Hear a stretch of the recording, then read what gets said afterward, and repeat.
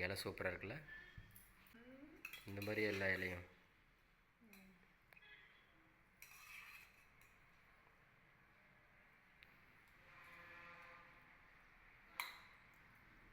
உங்களுக்கு பிடிச்ச கத்திரிக்காய் செஞ்சு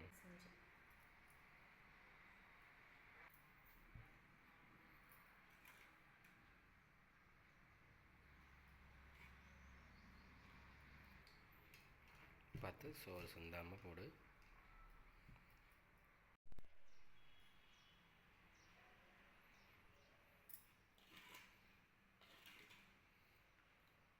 அவிச்ச முட்டை மாதிரியே இருக்குது. கரண்டி முட்டை குழம்பு நீங்கள் கேட்டது நான் செஞ்சுட்டேன்.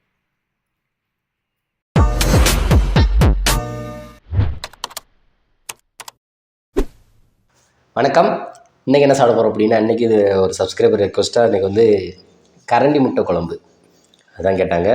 அதனால் நம்மகிட்ட பெரிய கரண்டி கிடையாது, அதனால் சின்ன கரண்டி அதை ஊற்றவும் சின்ன முட்டையாக இருக்குது.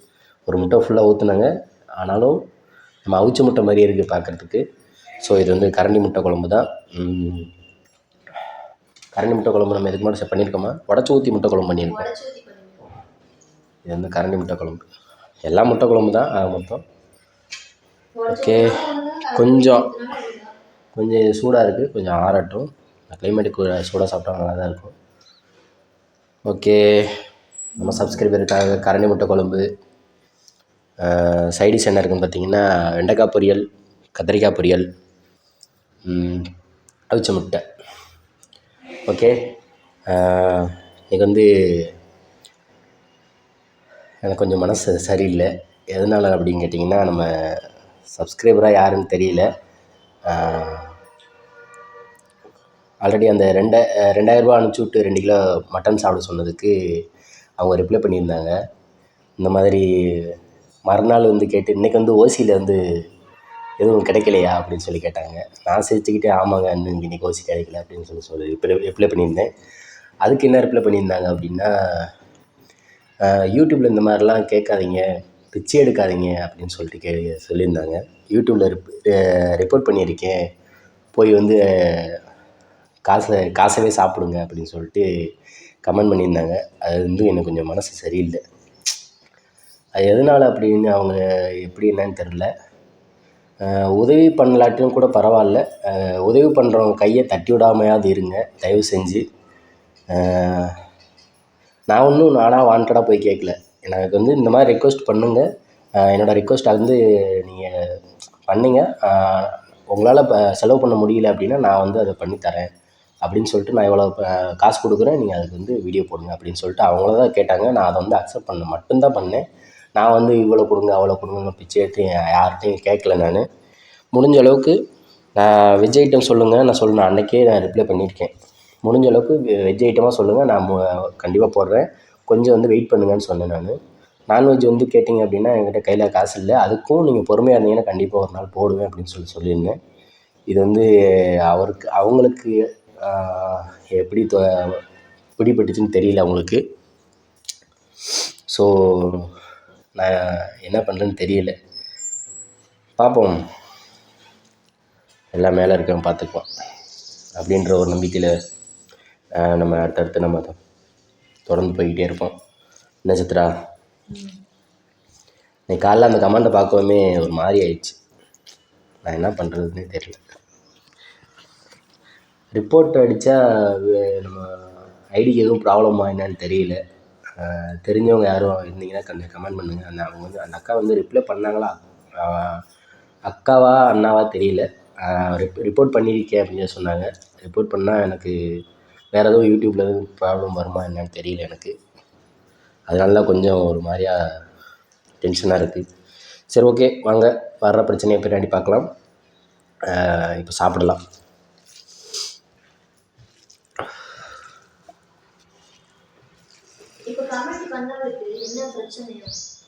அதான் தெரில அவருக்கு என்ன பிரச்சனையா அப்படின்னு பார்த்தா உலகத்துல எவ்வளவு பேர் எப்படியோ சம்பாதிக்கிறாங்க. அதெல்லாம் விட்டுட்டு ஒண்ணுமே நான் ஒரு 500,000 வந்து ரிப்போர்ட் பண்றாருன்னா இவர் என்ன, இவர் கதையே வேலையா அப்படின்னு பார்த்தா உலகத்துல எத்தனையோ பேர் எவ்வளோ வேலை பண்ணி எப்படியோ படிச்சுட்டு இருக்காங்க. அது எல்லாரையும் போய் தடுக்க முடியாது. நம்ம பொய் சொல்லலை, திருடலை, கொள்ளையடியில், கொலை பண்ணல. சரி போட்டோம். அவருக்கு என்ன கோவமோ தனிப்பட்ட முறையில் நம்ம மேலே அவருக்கு கோவம் இருக்கும்னு நினைக்கிறேன். அவ்வளோதான். அவர் யார் என்னன்னு தெரியாது.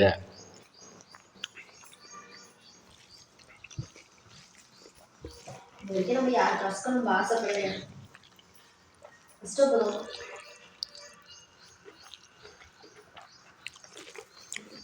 சொல்லிட்டு பார்த்துக்கலாம். அவருக்கு கோவம் அவருக்கு எங்க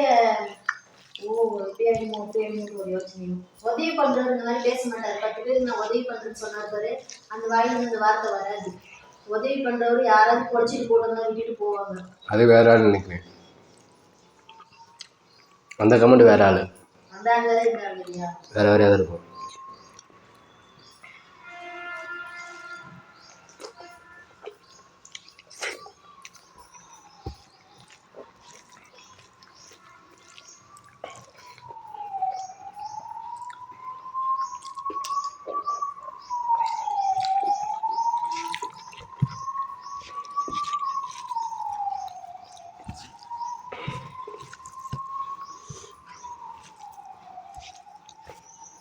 எனக்கு தெரிஞ்ச அளவுக்கு இது வந்து நமக்கு தெரிஞ்சு ஒரு நிமிஷம் தயவு செஞ்சு. நாங்கள் யூடியூப்பில் எதுக்காக வீடியோ போடுறோம் அப்படின்னா, எனக்கு வந்து எப்படி வீடியோ போட்டு இது பண்ணுறதுன்னு தெரில. சைடில் ஒரு இன்கம் வரட்டும் அப்படின்றதுக்காக மட்டும்தான் நாங்கள் இந்த யூடியூப் சேனலே ஸ்டார்ட் பண்ணேன். ஸோ இது வந்து எனக்கு வந்து வருமானம் அவ்வளோவா பத்தலை. நான் போடுறதுக்கு வந்து செலவு பண்ணி நம்ம வீடியோ போடுற அந்த இலை பார்த்திங்கன்னா, ஒரு இலை 10 ரூபா, சரிங்களா? அப்போ டெய்லி கணக்கு பண்ணுங்கள். எனக்கு 2 மாதத்துக்கு ஒரு தடவை எவ்வளோ கணக்கு வருது அப்படின்னு சொல்லி பாருங்கள். எனக்கு வந்து நான் முதல்ல சிம்பிளாக சொல்ல போனால், இது வந்து சின்ன ஒரு பிஸ்னஸ்ன்னு வச்சுக்கோங்க.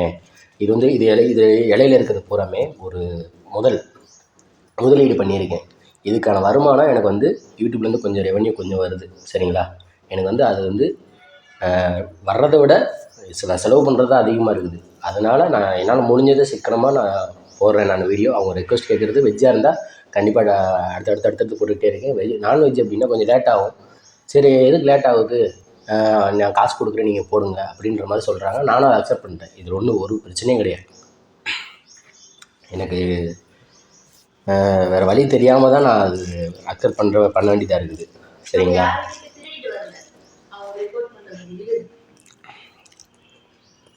அவங்க விருப்பப்பட்டு செய்கிறாங்க.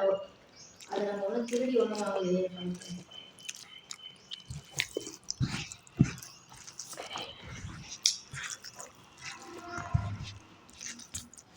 மார்க்கெட்டுக்கு போயிட்டு வந்தது கூட நிம்மதியாக போயிட்டு வந்தாங்க.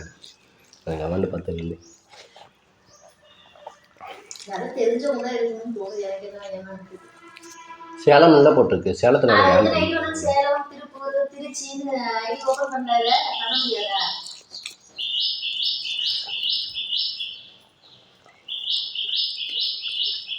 அப்படி என்னங்க எங்க மேல ஒரு கோபம் உங்களுக்கு?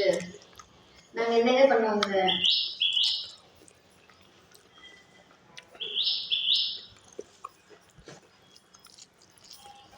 அப்படின்னு பார்த்தா யூடியூப்ல நிறைய பேர் இருக்காங்க. ஃபர்ஸ்ட் அவங்க எல்லாம் கிளியர் பண்ணிட்டு அப்புறமா எங்க கிட்ட வாங்க.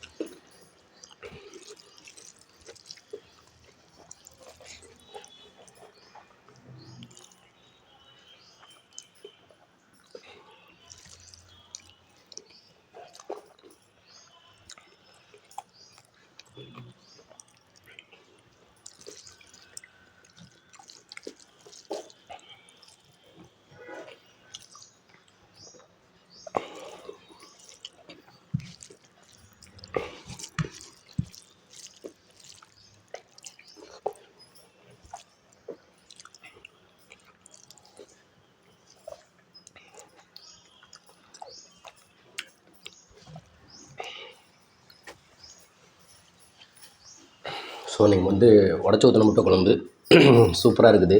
அந்த டென்ஷனில் நம்ம கொஞ்சம் எல்லாத்தையும் மறந்துட்டோம். நம்ம எவ்வளவு கஷ்டப்படுறோம் நமக்கு தான் தெரியும். கடையை போட்டு அதுல எல்லாத்தையுமே அந்த கடையில போட்டுட்டு கடன் எல்லாம் வாங்கி சும்மா ஒன்றும் நம்ம கடை வைக்கல, கையில் வச்சிருந்த காசுல யாரோ ஒருத்தர் ஹெல்ப் பண்ணி அதுவும் அவங்களுக்கு திரும்ப நம்ம கொடுக்கணும். கடன் வாங்கியிருக்கோம். அதுதான் சொல்கிறேன், திரும்ப அவங்களுக்கு நம்ம கொடுக்கணும். இப்போ அந்த காசு நம்ம கடன் பட்டிருக்கோம். கடன் வாங்கி கடை சரியாக ஓடாம ஒன்று ஒன்றா வியாபாரம் இப்போதான் ஒன்று ஒன்றா சும்மா வர ஆரம்பிக்கிறாங்க. நம்ம எவ்வளோ உண்மையாகவே நம்ம சொல்லக்கூடாது, எதுவுமே நம்ம பேசக்கூடாதுன்றதுனால சைலண்டாக இருக்கும். அது அவங்களுக்கு புரியல. வேறு ஒன்றும் இல்லைங்க, நீங்கள் சொல்கிற இந்த அளவுக்கு சாப்பிட வந்து சமைக்கிறது எவ்வளோ கஷ்டம் அப்படின்றது மேக்ஸிமம் எல்லாருக்கும் தெரியும். சமைக்கிறதை விட சாப்பிட்றது ரொம்ப கஷ்டம். ஏன்னா ஒரு அளவாக நம்ம சாப்பிட்டோம்னா ஓகே, ஒரு அளவுக்கு அதிகமாக சாப்பிட்றேன் அப்படின்னா எனக்கு சாப்பிட பிடிக்கும் ஓகே, அதனால் பின்னாடி நம்ம உடம்புல எவ்வளோ பிரச்சனைகள் வரும் அப்படின்றது எனக்கு தெரியும். அதையும் கொஞ்சம் யோசித்து பார்க்க மாட்டேறாங்க. என்னவோ நம்ம கோடிக்கணக்கில் ஜனங்களை ஏமாற்றி வாங்கிட்ட மாதிரி ரிப்போர்ட் பண்ணியிருக்கேன்னு சொல்கிறாரு பத்தியா, அது இன்னும் அதுக்கு கொஞ்சம் குடிச்சிக்கிட்டே இருக்கு மனசுக்குள்ள. அவர் சொன்ன அந்த ஒரு வார்த்தை, எத்தனை கோடி நம்ம ஜனங்களை ஏமாற்றிட்டோம் போருக்கு. அவர் பேசுகிற ஒரு நேரம் வந்து பேசணும், கமெண்ட்ல பேசக்கூடாது, போன மாதிரி பின்னாடி இருந்துட்டு மனசு அப்படியே வலிக்குது எனக்கு அவங்க பேசுகிற பேச்சு. விடு பேசுகிறவங்க பேசிட்டு தான் இருக்காங்க. அதெல்லாம் இந்த காயில் வாங்கிட்டு இந்த காயில் போட்டு போயிட்டே இருக்கோம். ரொம்ப கஷ்டப்பட்டோம், இவ்வளோ வலி கொடுக்குறாங்கன்னா ஜனங்க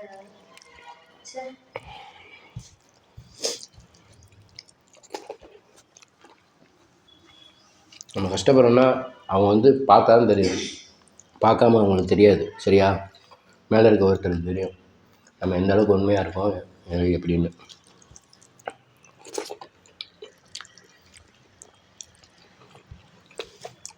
விட்டுட்டு வேலைக்கு போய்ப்போம்.